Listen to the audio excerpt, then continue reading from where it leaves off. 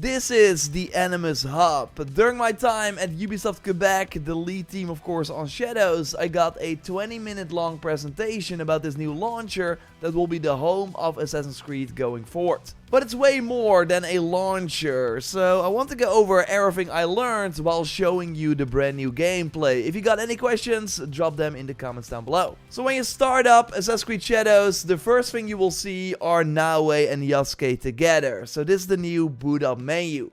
The Animus hub is, by the way, not a separate launcher, it's embedded within Shadows and all the other upcoming Assassin's Creed games going forward. You can now select the game and then hit continue, and I don't have footage of this, but the camera will spin behind the character you are playing, which looks really cool and seamless, and then you will be in the game before you know it. Those 3 tiles with shortcuts that we saw in the recent games are back in Shadows now too. This is what the settings menu looks like. You can also exit it from the Animus hub.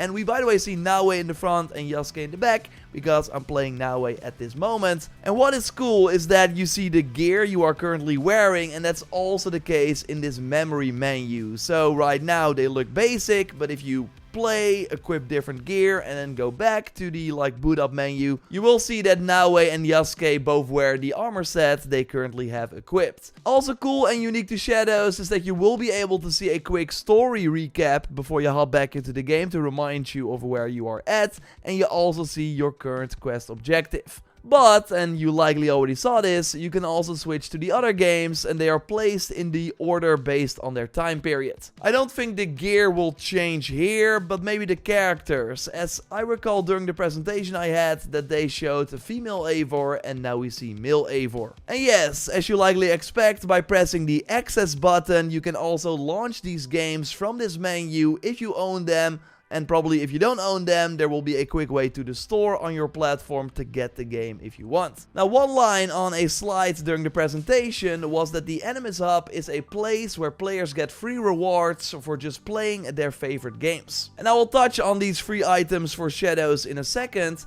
but it's unclear to me if this also means that they will give new incentives to boot up the previous RPGs again or Mirage, even if you've already completed them. And that would be really cool if they are actually small new missions, but we don't have any info on that yet. The games part could of course also refer to the future games. But yes, only the so-called Period 2 titles are included in the Animus hub, so no Syndicate or Unity or games before that, only things from Origins forward. Although when the rumored Black Flag remake launches, that will of course get a nice spot in this hub. So there are 4 different tabs in the Animus hub at launch, so March 20th when Shadows comes out. Let's go over all of them, and of course real quick, I'm doing a giveaway for 3 copies of Assassin's Creed Shadows. Simply be a subscriber, like the video, and check the link in the pinned comment if you want to participate. So again, we have the memories, which are the different games that I already went over. Now let's move on to projects, where you can earn the free rewards. At launch, there will be 2 of these projects available, one with items for Yasuke called the Legacy, and one with items for Naue called the Awakening.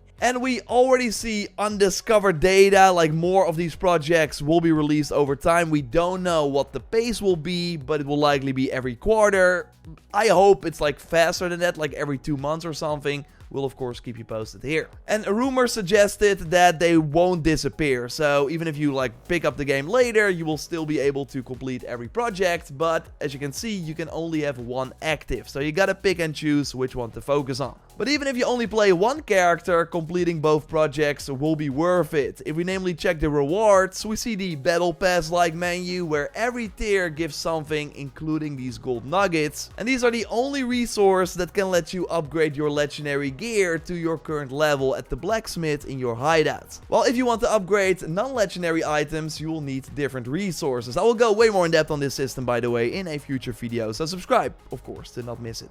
There are also brand new items you can earn, like in this Legacy project, it's for Yasuke, so a new katana that gives you 100% crit chance on a hit after using a ration. I can already tell you that that's not really good, as you only have a limited amount of rations and you want to save them for when you really need the health. but there is transmog in the game very easily from the menu, so similar to Odyssey, thank God, you can just hover over the item that you want to change and then select the look of other items that you have earned. And the final reward for the project, so rank 21, is a chest piece, and this one is for Naue that lets you instantly tag enemies on sight with eagle vision. And that's kinda crazy, because normally you have to zoom in and focus on them with the observe mechanic before you tag them. So totally worth it, I think, to complete the 21 tracks and get all the items. And you unlock them by doing new weekly missions. I sadly have no footage of this, but I did see them during the presentation, and they do seem more fleshed out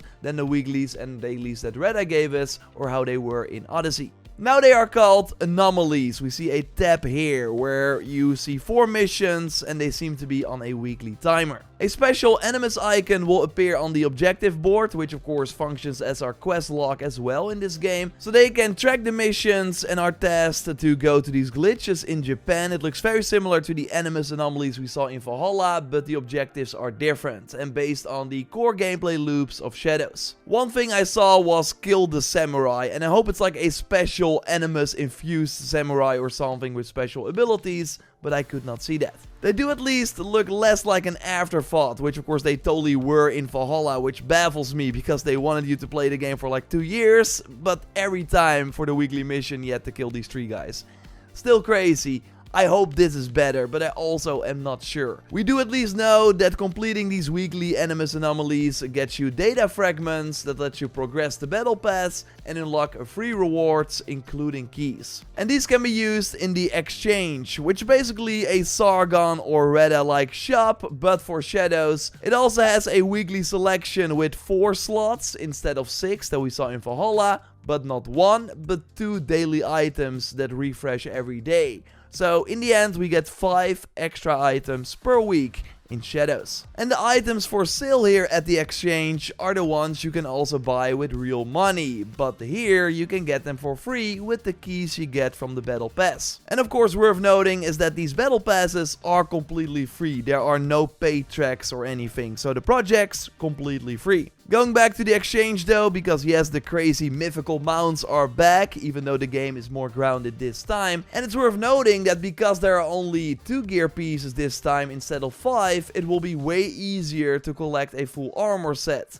Plus, I've not seen set bonuses yet, meaning that just getting 1 gear piece is already very valuable. Now they only show like the best rewards that you want to see in the exchange, but there will also be things like hideout props for sale, so new statues, looks for buildings, pets that you can drop in your settlement as well, and there should also be outfits for your allies. Now when the Animus hub was first revealed as Assassin's Creed Infinity, we also learned that this would be where the modern day story would live, and that brings us to the final feature, the vault. And as you can see, this is the database for the new modern day story. The first entry is actually the opening cutscene that you see when playing Shadows for the first time, and you can then rewatch it here. Now I sadly cannot show it, but they basically reimagined the modern day story. They pushed it a bit into the future to a near future, where Abstergo launched a new device called the Animus Ego that anyone can buy. And we basically play someone who starts up the device for the first time. The thing is though that we have a hacked version called the Dark Animus. And this lets us access genetic memories that Abstergo did not want us to see. During the opening of Shadows, we first play Yasuke and then kind of jump between memories of him.